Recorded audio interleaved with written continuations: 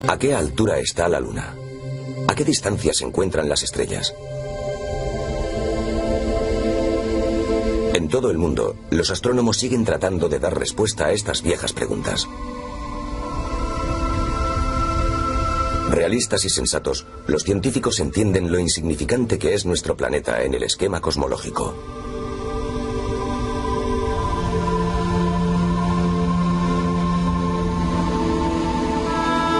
Desde la época de los antiguos egipcios, el cielo apenas ha cambiado. Y las preguntas son las mismas. ¿Alcanzaremos alguna vez las estrellas? ¿Cuán extenso es el cielo?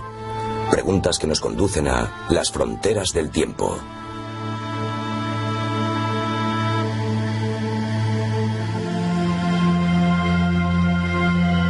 En nuestra búsqueda de un sistema para medir el universo, la Luna es nuestra primera parada.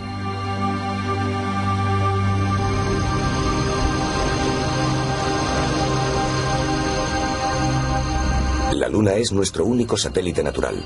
Está a poco más de 380.000 kilómetros de distancia y la luz que refleja tarda solo algo más de un segundo en llegar hasta nosotros.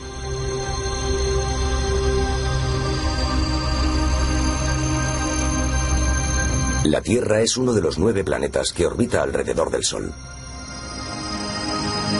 Nuestra estrella está a unos 150 millones de kilómetros de distancia y su luz tarda más de 8 minutos en llegar hasta nosotros.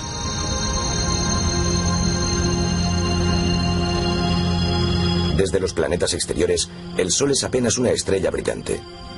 Neptuno se halla a 5.000 millones de kilómetros. La luz solar tarda 4 horas y media en llegar.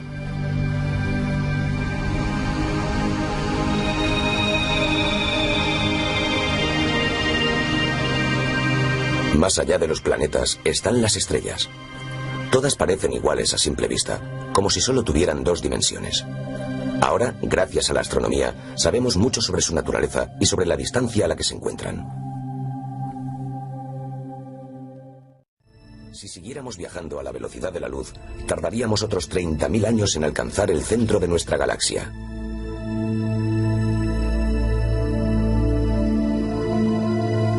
En vez de eso, la abandonamos. Viajaremos hasta un punto desde donde es posible ver entera a nuestra galaxia, la Vía Láctea, una espiral de 200.000 millones de estrellas.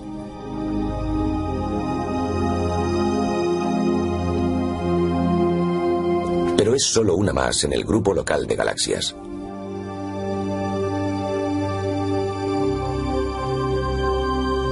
Este grupo es a su vez una parte de otro mucho más grande, de un supercúmulo de galaxias.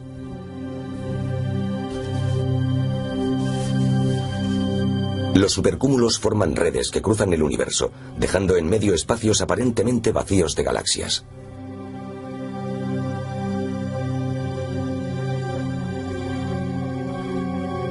Pero hay mucho más en el cosmos de lo que podemos percibir por la vista.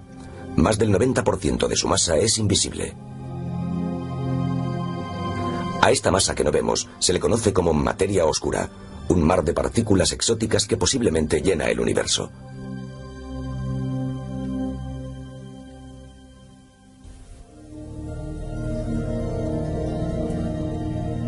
La Vía Láctea es grande.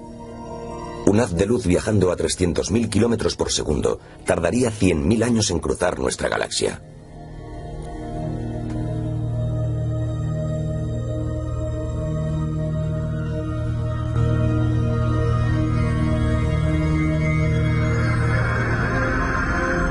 A la misma velocidad, un viaje a través de nuestro sistema solar sería solo una cuestión de horas.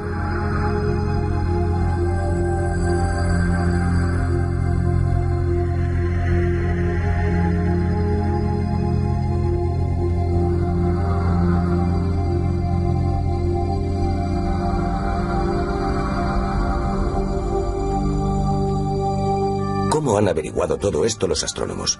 ¿Cómo aprendieron a medir el universo? La historia comienza hace más de 2000 años, en Egipto. Implica geometría básica, un tipo de cálculos familiares a los constructores de templos. Esto dio al mundo la primera unidad de medida astronómica, una unidad tan grande como el mundo.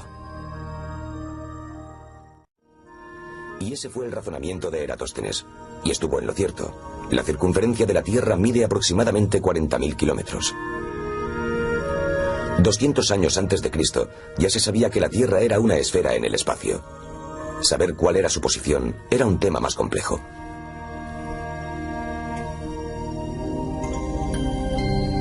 Una antigua idea griega situaba a la Tierra en el centro de todas las cosas. Alrededor de ella, fijas en una serie de esferas de cristal, orbitaban la Luna, el Sol, los planetas y las estrellas.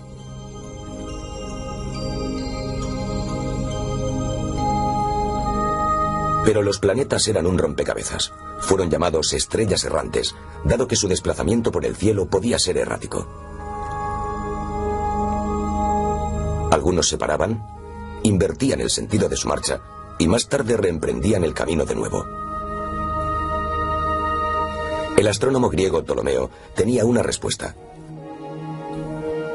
Justificó esas erráticas trayectorias con los llamados epiciclos, que eran como si los planetas tuvieran pequeñas órbitas alrededor de sus trayectorias orbitales principales. Era una idea descabellada, pero parecía adecuarse a las observaciones.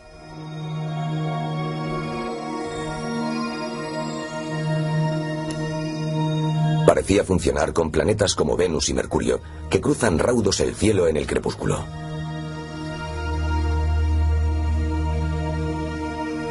Pero fallaba con otros, como Marte.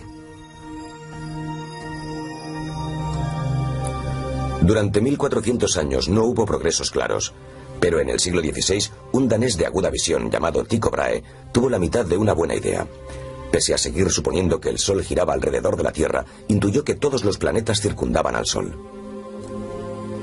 El paso de un cometa dio un empuje a su teoría. Observando el gran cometa de 1577, Brahe calculó que en una noche se movía menos que la Luna con relación al fondo de estrellas, lo que implicaba que estaba situado entre los planetas, más lejos que nuestro satélite, haciendo añicos con ello la teoría de las esferas de cristal.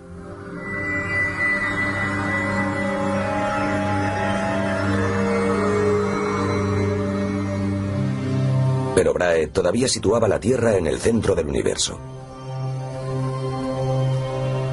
El astrónomo y clérigo polaco Nicolás Copérnico asestó un duro golpe a esa teoría. Él puso a la Tierra en su lugar como planeta que se movía en órbita alrededor del Sol. Sin embargo, asumió que las órbitas de los planetas eran circulares y no pudo explicar los excéntricos giros de Marte.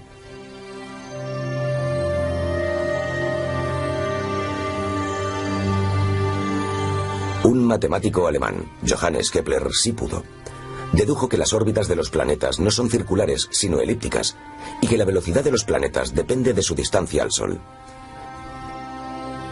La imagen del sistema solar se completó entonces.